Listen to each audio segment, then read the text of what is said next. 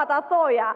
Alpin bau nga ballit e këtit, edhe Alpin, po prit mos e ta tregoj unë historin, po ta tregoj unë historin, dhe Alpin nga austriakët që tezja e Klevisit bashkë, dhe madje tezja e Klevisit edhe kunata e Fariut, gjeti një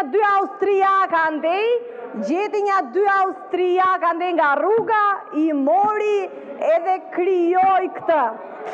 Në 2014 u mbyll se falimentoi, patjetër se bashkë me karriget e asaj kohe do ikte edhe tezja se s'kishte më ça merrte, ja jepte Fariu, iku dhe tezja.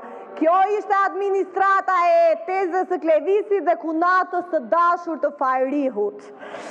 Por, kur erdhëm ne në pushtet, situata ndryshoi dhe ka ndryshuar, pasi sot administrata ofron 95% të shërbimeve online ndërmjet e-Albanias. Po pra e-Albanias, 1200 pozicione të reja ja plotësuar përmes konkurseve të hapura. 8.000 në punës civil janë trajnuar me aspa për aftësi profesionale. Paga në administrat është rritur nga 530 euro në 2013 kur e kishte Klevisi me tezën pushtetin, në sot 1050 euro.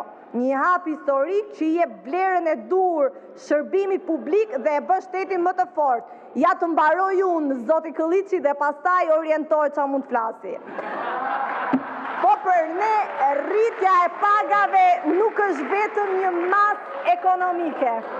Prandaj, nga 1 janari të dashur qytetar, do të rritet paga minimale për 3.700.005 punonjës, të cilët do të marrin shumën e premtuar 500 euro.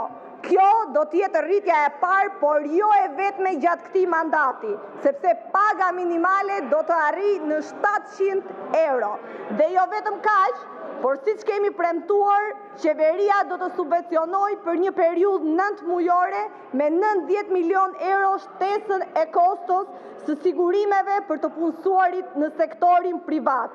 Ky është një hap shumë i rëndësishëm që tregon qartë se zhvillimi ekonomik dhe mirëqenia e qytetarit ecin dorë për dore me ne.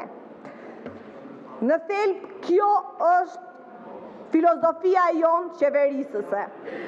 DAP-i ka bërë hapa të rëndësishëm që ndihmojnë në modernizimin e administrativë.